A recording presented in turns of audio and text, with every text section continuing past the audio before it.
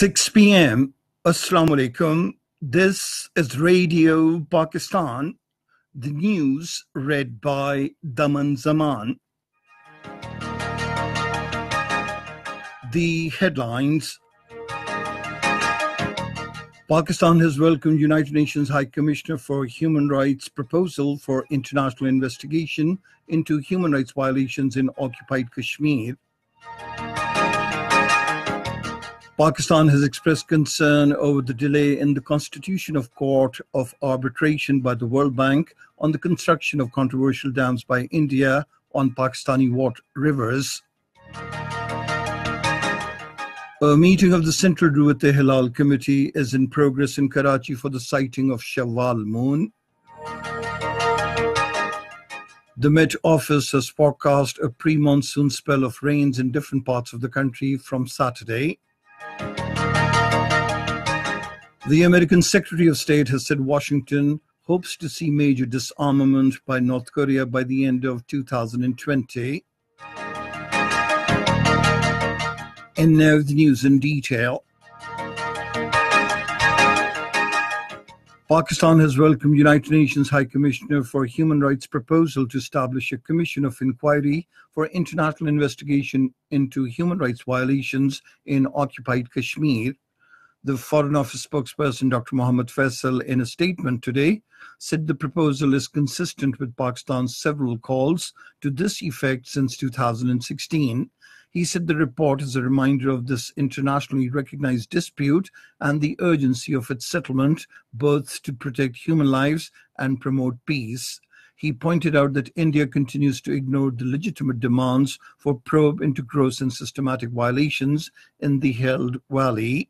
The spokesperson said the contents, scale, and the narrative of killings, maiming, and abuse and impunity articulated in the report is a reaffirmation of what Pakistan has long been highlighting. Meanwhile, in a statement, the Foreign Office spokesman categorically rejected India's protest against the Azad Jammu and Kashmir Interim Constitution Act 2018 and its fallacious and baseless claim over the state of Jammu and Kashmir as an integral part of India. He said the Indian claim has no legal basis and continues to be contradicted by the situation on the ground since the last 7 decades. He said the entire state of Jammu and Kashmir is a disputed territory. The statement said Kashmir's disputed status is enshrined in the relevant United Nations Security Council resolutions, which stipulate that the final status of Jammu and Kashmir will be determined through the democratic method of a transparent, free and fair plebiscite under the auspices of the United Nations to ascertain the wishes of the Kashmiris. The Law Minister Syed Ali Zafar has expressed concern over the delay in the constitution of the Court of Arbitration by the World Bank on the construction of controversial dams by India on Pakistani rivers. He expressed the sentiments during a meeting in Islamabad today, in which the Attorney General and the officials of the Law Division briefed the Minister about the Indus Water Basin Treaty, as well as other international litigations, including Reko and Karke. The minister said water shortage is a major issue of the country. Syed Ali Zafar said he will also personally look into the Karke case. Army personnel will be deployed both inside and outside the polling stations to ensure security during the general elections. This was decided at a meeting held in Islamabad today with the Chief Election Commissioner Sardar Mohammad Raza Khan in the chair, which reviewed security arrangements for the elections.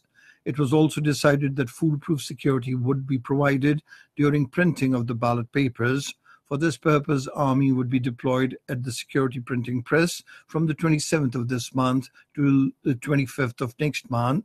Later briefing newsman, the Additional Director General Media of the Election Commission, said closed-circuit television cameras would be installed at 20,000 sensitive polling stations in the country. The Election Commission of Pakistan says candidates can submit letters of party affiliation to the returning officer concerned by the 29th of this month. According to the Election Commission, returning officers had already been issued instructions in this regard, but there have been reports that they are demanding letters of party affiliation from the candidates during scrutiny of their papers. The Chief Justice of Pakistan, Mr. Justice Mia Saqib Nisar, has taken back the provisional order regarding the filing of nomination papers by former President, retired General Pervez Musharraf, and adjourned the case relating to his return from abroad.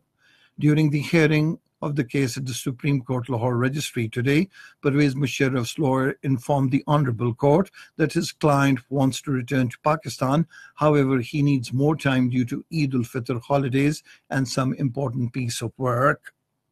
This is Radio Pakistan. A meeting of the Central Ruwayat-e-Hilal Committee for the sighting of the Shawwal moon or otherwise is in progress in Karachi. Zonal Ruwayat-e-Hilal committees will also meet at the provincial capitals for the sighting of the moon. The Met Office has forecast a pre-monsoon spell of rains in different parts of the country from Saturday. Talking to Radio Pakistan in Islamabad, the Director Met Office, Dr. Khalid Mahmood Malik, said Islamabad, Khyber Pakhtunkhwa and the central and upper divisions of the Punjab will receive rains. Intermittent rains will also occur in Gilgit-Baltistan and Kashmir. The Director Met Office said this spell of rains will continue throughout this month. The Indian Army Chief General Bipin Rawat has admitted that the Kashmiri youths are continuously joining the freedom struggle in occupied Kashmir. In an interview with the Economic Times, General Rawat said the issue is that a lot of locals are joining militancy and we kill them and more would join them, and the cycle of recruitment of the local youth can go on and on. Therefore, talks must take place. The Indian Army Chief said peace must be given a chance in Jammu and Kashmir. The American Secretary of State Mike Pompeo says Washington is hopeful to see major disarmament by North Korea by the end of 2020. He made these comments during a visit to South Korea following meeting between President Donald Trump and North Korean leader Kim Jong-un in Singapore on the 12th of this month. Earlier, the American Secretary of State met Chinese Foreign Minister Wang Yi at the Great Hall of the Peoples in Beijing. Speaking to the Chinese government's top diplomat Wang Yi in Beijing, Mike Pompeo said there is still a lot of work to be done on North Korea issues. In Yemen, 26 people have been killed in fierce fighting during the offensive launched by pro-government forces in the rebel-held city of Hodeidah. Media reports say fighting raged mainly near the airport and the Al-Durehmi localities south of the city.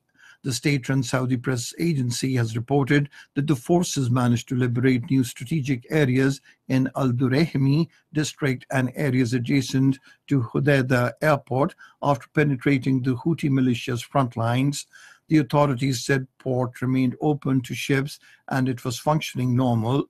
Meanwhile, the United Nations Security Council is scheduled to hold urgent talks on Yemen today. Palestinian President Mahmoud Abbas has welcomed the United Nations General Assembly's resolution adopted yesterday that urges protection for Palestinians. He told Palestine's official Wafa news agency in Ramallah today that it is a victory for justice and international law. He also appreciated and thanked the United Nations member countries who had voted in favor of the resolution. The Turkish and the Algerian-sponsored resolution passed in the General Assembly with 120 to 8 votes. In all, 45 countries abstained. The resolution blamed Israel for the martyrdom of Palestinians in the Gaza Strip and urged the international community to consider protection for the Palestinian civilians. In the latest ranking by the International Cricket Council of Men's T20, Pakistan tops the table with 131 points.